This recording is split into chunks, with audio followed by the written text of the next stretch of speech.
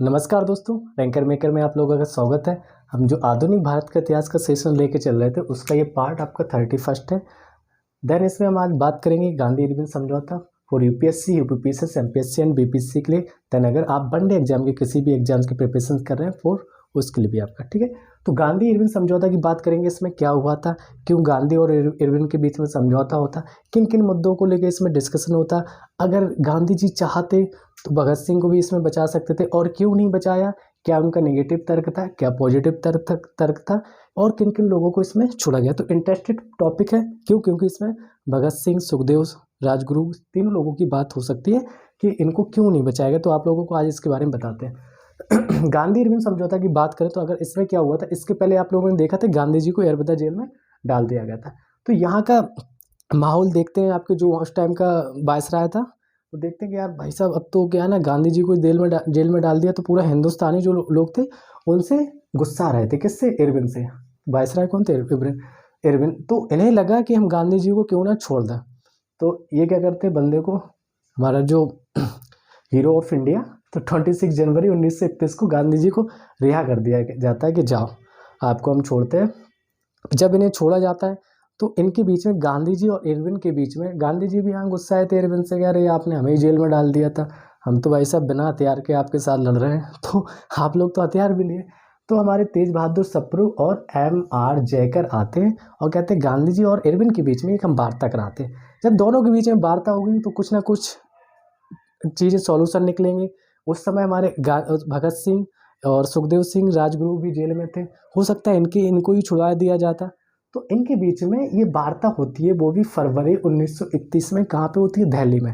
दिल्ली में इनको सजेशन किसने दिया? सप्रू जी ने और M.R. जयकर ने, कि हम गांधी और इरविन के बीच में, जैसे नहीं बीच में मीडिएटर होते हैं जो समझौता कराने आते, तो ये लोग आए और फरवरी 1931 में दिल्ली में इनकी वार्ता कराई जाती है, जिसको हम दिल्ली समझौता भी कहते हैं। ठीक है, दिल्ली समझौता भी आप कह सकते। इनकी यहाँ पे वार्ता होती है, सारी चीज़ें डिस्कशन होती हैं, क्या करना है क्या नहीं करता, तो ये दिल्ली में। देन इसका जो अब इरविन समझौता, देखिए ये दिल्ली में मीटिंग तो रखी जाती। अब टॉपिक आपका क्वेश्चन पूछा जाए कि गांधी इरविन के बीच समझौता कब हुआ था, तो 5 मार्च 1931 की हम बात करेंगे। वो वार्ता होते होते इसको जो सॉल्यूशन वो इस टाइम पे आया था। अब 5 मार्च 1931 को इसका वो समझौता हो जाता है। तो इसमें सरोजिनी नायडू ने दोनों लोगों को बहुत आराम से कहती है कि ये दो महात्माओं के बीच का समझौता है। अब महात्मा तो हमारे यहाँ कहा जाता है, अंग्रेजों को तो नहीं कहा जाता, लेकिन फिर भी नायडू जी ने कह दिया था कि गांधी जी और इरविन दोनों महात्मा हैं, हम ये दोनों महात्माओं के बीच समझौता, और कुछ ना कुछ इसमें देश के बारे में अच्छा ही सोचा गया होगा। तो ठीक है, अच्छा ही सोचा गया था, कुछ पॉइंटों पे बात हुई थी, इन्होंने महात्मा की संज्ञा तो दे दी, कुछ पॉइंट थे। इसमें पहला पॉइंट यही रखा जाता है कि क्यों ना इसमें जो राजनीतिक, और वो कहते हैं जो क्रांतिकारी जो विरोधी थे सरकार के, उनको हम नहीं छोड़ेंगे। कौन कहती है? ब्रिटिश सरकार कहती। लेकिन गांधी जी कहते हैं, मतलब गांधी जी ने प्रस्ताव रखा लेकिन ब्रिटिश सरकार मानने वाले नहीं थे, और कहती जो राजनीतिक क्रांतिकारी हैं उनको छोड़ देंगे, मतलब जिन्होंने हिंसा की थी उन्हें हम नहीं छोड़ेंगे, जो अहिंसा वाले थे उनको छोड़ देंगे। तो हमारे भगत सिंह, सुखदेव जी एंड आपके, और कौन थे?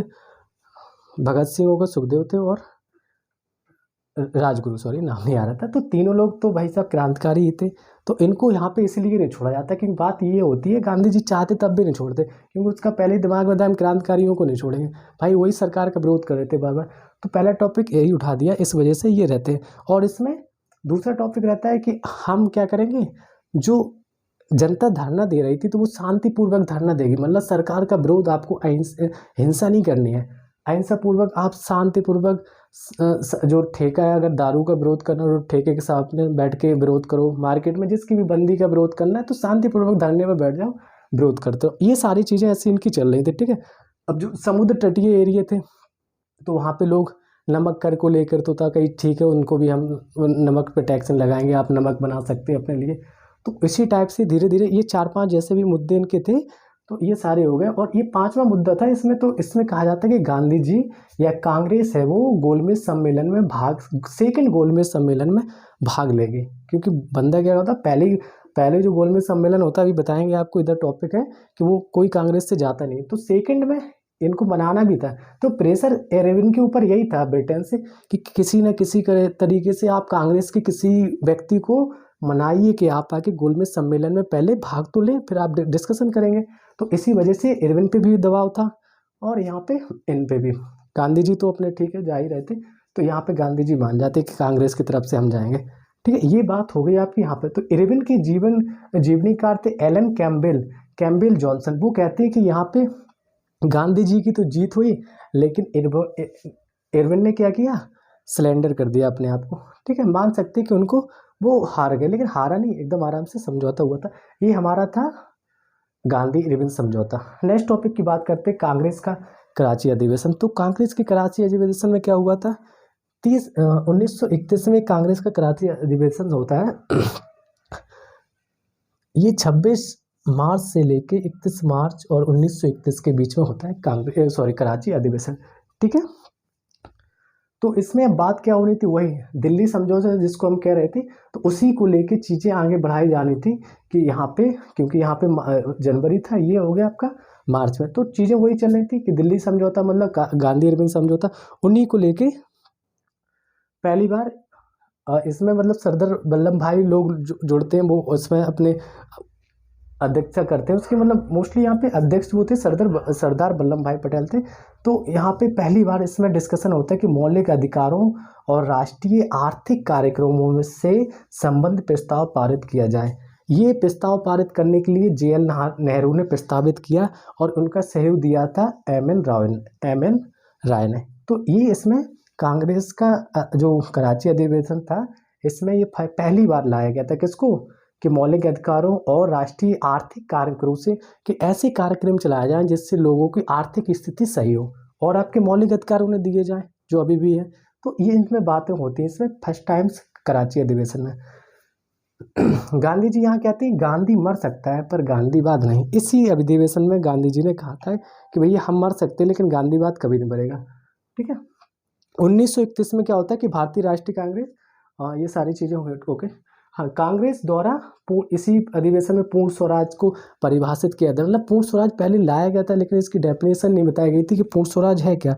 तो इसी अधिवेशन में पहली बार इसको परिभाषित भी किया जाता है कि जो आपका पूर्ण स्वराज है वो क्या है।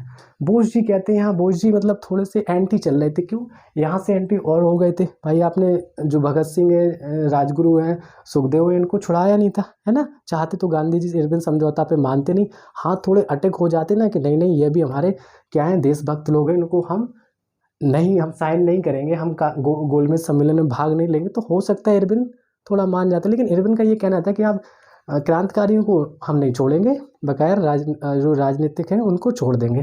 तो इसलिए वजह से तीनों शहीद हमारे जो क्रांतिकारी थे वो शहीद हो जाते। तो बोस जी तो एंटी थे थोड़े यहाँ पे, लेकिन यहाँ से बोस जी को लगता है कि भाई साहब इतनी गांधी जी की मतलब लोकप्रियता हो रही है कि गांधी जी कह रहे गांधी मर सकता है पर गांधी बात कभी नहीं। तो यहाँ से बोस जी महात्मा गांधी की लोकप्रियता और सम्मान की पराकाष्ठा माना। मतलब बोस जी यहीं से मानते कि गांधी जी की कितनी लोकप्रियता है, कितनी पराकाष्ठा है, कौन मानते हैं, बोस जी मानते हैं।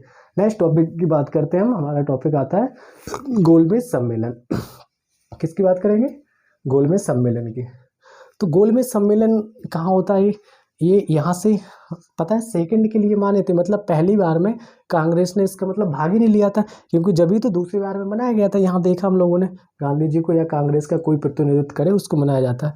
गोलमेज सम्मेलन कुछ नहीं था, एक ऐसी गोल मेज ले ली हम लोगों ने, ठीक है, और ऐसी गोल मेज बना लो, इसके सामने ये चेयर डाल लो, यही था। ठीक है, कुछ खास नहीं था कि एक गोल मेज के चारों तरफ बैठ जाना ही गोल मेज सम्मेलन था। स्पेशली कोई ऐसा नहीं है, ऐसा टॉपिक लगता है बार बार क्या फर्स्ट गोल मेज सम्मेलन, सेकंड गोल मेज सम्मेलन, थर्ड गोल मेज सम्मेलन, अरे था क्या, तो कुछ नहीं था। गोल टेबल राउंड टेबल थे, उसी के चारों तरफ लोग जाके बैठ गए थे। तो इस लंदन से इनके पास प्रेशर था कि कांग्रेस कोई ना कोई, मतलब फर्स्ट में तो बहिष्कार कर दिया था, कोई नहीं गया था, अम्बेडकर जी जाते वो बात अलग। तो इनके ऊपर प्रेशर था कि कांग्रेस का कोई ना कोई व्यक्ति आना ही चाहिए। तो यहाँ से आज जाते हैं सेकंड में गांधी। पहले तुम बात करते हैं इसकी जो अध्यक्षता की थी, वहाँ उस टाइम पे PM थे रैमजे मैकडोनाल्ड। अब ये मैकडोनाल्ड मतलब डोनाल्ड, उनको नहीं मान लेना कि मैकडोनाल्ड जो है पिज़्ज़ा आता है, वो नहीं, ठीक है। PM रैमजे मैकडोनाल्ड थे, ये उस टाइम PM थे। इनकी अध्यक्षता में लंदन में ये मीटिंग रखी जाती है। 10 जून से 24 जून 1930 में साइमन कमीशन की जो रिपोर्ट प्रकाशित हुई थी, उसी पे भी चर्चा हो रही थी कि इनकी रिपोर्ट में क्या कहा गया था, क्या सारी चीज़ें कमी थी और क्या चीज़ें सही थी। नवंबर सॉरी 9 नवंबर 1930 में फर्स्ट गोलमेज सम्मेलन लंदन में बुलाया जाता है। कब बुलाया जा रहा है? 9 नवंबर 1930 को, ठीक है। अब इसमें 89 आपके प्रतिनिधि भाग लेते हैं। मतलब प्रतिनिधि में मतलब बहुत सारे लोग गए थे, जो हमारे रजवाड़े थे भारत में उस समय, वो लोग जाएंगे, साहूकार लोग गए थे और जमींदार लोग गए थे, लेकिन कांग्रेस नहीं गई थी। कांग्रेस नहीं जाना मतलब भारत की तरफ से किसी ने भाग ही नहीं लिया, यही था। क्योंकि कांग्रेस है भारत, भारत ही Congress, India is Congress, Congress is India. उस टाइम पे हम ये भाग बोल सकते थे। देन ये सारी चीज़ें, तो यहाँ से कांग्रेस से कोई नहीं जाता, तो ये गुस्सा आया था। कौन? रैमजे मैकडोनाल्ड पीएम था। अरे ये ऐसे कैसे हो सकता है? कांग्रेस इतनी बड़ी वहाँ पे पार्टी बनी हुई रहती, राजनीतिक पार्टी है, उसी से कोई भाग नहीं ले रहा है, तो इसका गोलमेज सम्मेलन का हम क्या चार डालेंगे क्या? तो यहाँ से इनको, कांग्रेस को, गांधी जी को यहाँ पे इरविन समझौता में बना लिया जाता है।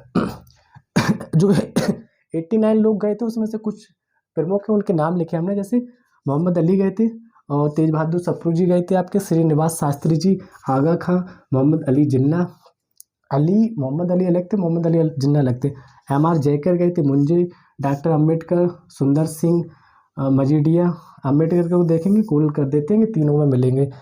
ईसाइयों को जो प्रतिनिधित्व किया था केटी पॉल ने। बहुत क्वेश्चन पूछा जाता है कि फर्स्ट गोलमेज सम्मेलन में ईसाइयों का प्रतिनिधित्व किसने किया था, तो केटी पॉल ने किया था।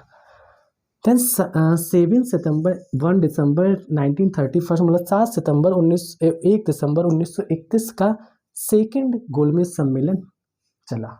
ये लगभग कुछ दिन तक चला था, 7 सितंबर से 1931 तक। सब लोग बड़े आराम से जाते। अब यहाँ पे क्या था, गांधी जी को इसमें जाना है। ठीक है, तो गांधी जी की जाने की बात करेंगे। कांग्रेस के एकमात्र प्रतिनिधि के रूप में भाग लिया था गांधी जी ने। ठीक है, गांधी जी के साथ साथ और भी लोग जा रहे हैं, लेकिन कांग्रेस का जो प्रतिनिधित्व कर रहे हैं वो कौन करेंगे? हमारे गांधी जी करेंगे। तो गांधी जी के जैसे एनी बेसेंट भी गई थी है, और एम मतलब मोहनवी मालवीय, ये भी गए थे हैं। तो ये तीनों लोग जाते हैं, लेकिन कांग्रेस का प्रतिनिधित्व कौन करते हैं? गांधी जी करते हैं। कहा जाता है कि जो एस राजपुताना जहाज था, उसी से गांधी जी गए थे, और उनके साथ कौन गई थी? सरोजनी नायडू जी जाती हैं। तो नायडू जी और जो दोनों लोग आराम से जाते हैं, और बीच में कौन आते हैं? आपके मदन मोहनवी मालवीय, ये भी चले जाते हैं। तो इन लोगों की सुविधा अलग थी, हाल जहाज से अपना भ्रमण करते रहते थे, और वहाँ पे ये जाते, और वहाँ पे जाके ये किंग्स हॉल में, एक किंग्स हॉल करके जगह थी, किंग्स हॉल, वहाँ पे ये लोग रुकते हैं लंदन में। आराम से थके हुए थे, रुक राक के देखते हैं कि क्या करना है, सुबह मीटिंग लेनी है, जाएंगे गोलमेज सम्मेलन में भाग लेंगे। और दलितों की जो नेता थे डॉक्टर अम्बेडकर, ये दलितों का प्रतिनिधित्व करते हैं, और ये क्या कहते हैं वहाँ जाके? ये कहते हैं कि दलितों के लिए एक पृथक निर्वाचन मंडल की मांग करते हैं गोलमेज सम्मेलन। इन्हें भारत से कोई मतलब नहीं था, मतलब बहुत सारी चीज़ें इनकी भूमिका है, लेकिन वहाँ पे ये क्या कहते हैं, जो अंग्रेज सरकार के पक्ष, वहाँ पे जाके उनसे कहते हैं कि दलितों के लिए एक पृथक निर्वाचन मंडल की आप व्यवस्था कर दीजिए। ठीक है, थर्ड गोल में, लेकिन हाँ सेकंड में गांधी जी आते हैं। जब भारत लौटते हैं तो गांधी जी का बड़े जोरदार तरीके से स्वागत किया जाता है। तो गांधी जी सीधे कहते हैं कि गांधी झुकेगा नहीं, है ना। कहते हैं जो हमने अपना तिरंगा थामा था भारत देश का, तो उसको हमने गिरने तो नहीं दिया, और ये भी कि उसका बट्टा भी नहीं लगने दिया। अगर कहें तो उसके हमने उनकी शर्तें मानी नहीं, अपनी नहीं बना पाए, तो उनकी भी नहीं मानी, मतलब हमने देश का प्रतिनिधित्व अच्छे से किया, देश का बट्टा नहीं लगने दिया। ठीक है, ये जाके गांधी जी यहाँ पे कहते हैं। फिर आपका थर्ड आता है, थर्ड गोलमेज सम्मेलन 17 नवंबर 1932 से 24 दिसंबर 1932 तक ये चलता है। कांग्रेस का इसका फिर से बहिष्कार कर देती, ना पहले में कांग्रेस जाती है, ना तीसरे में जाती है, केवल दूसरे में जाती है। अम्बेडकर जी बेचारे तीनों में, थर्ड में भी गए, सेकंड में भी गए, और पहले में गए। तो अम्बेडकर जी तीनों गोलमेज सम्मेलन में भाग लेते हैं, और 17 नवंबर 1932 से लेके 24 दिसंबर 1932 तक ये चलता है। तो यहाँ पे कांग्रेस ने बहिष्कार कर दिया। ठीक है, देन ये सारी चीज़ें आपकी कवर होती है। आई होप आप लोगों को सारी चीज़ें समझ में आ रही होंगी। इन डिटेल, इन शॉर्ट हमारा रहता है कि कहानी को थोड़ा थोड़ा रिलेट करके एक दूसरे से सारा कवर करा दो, है ना। 15 से 20 मिनट की क्लास में क्या करते हैं, सारी चीज़ें कवर कराना रहता है। तो इन शॉर्ट भी रहेंगी, फैक्ट आपके लिखते जाते हैं, स्टोरी को हम रिलेट कर देते हैं, इन शॉर्ट में सारी चीज़ें आप लोगों की कवर हो जाए। ज़्यादा डिटेल में नहीं जा सकते, वीडियो बड़ा भी बनाना। तो आई होप आप लोगों को चीज़ें पसंद आ रही होगी। लाइक करें, देन आप और इसको सब्सक्राइब करें, और ज़्यादा से ज़्यादा लोगों को शेयर करें। शॉर्ट वीडियो चीज़ें बहुत जल्दी, कोई भी एग्जाम देने जा रहे हैं अगर मॉडर्न हिस्ट्री का ये टॉपिक, तो फास्टली आप रिवीजन कर सकते हैं। Thank you.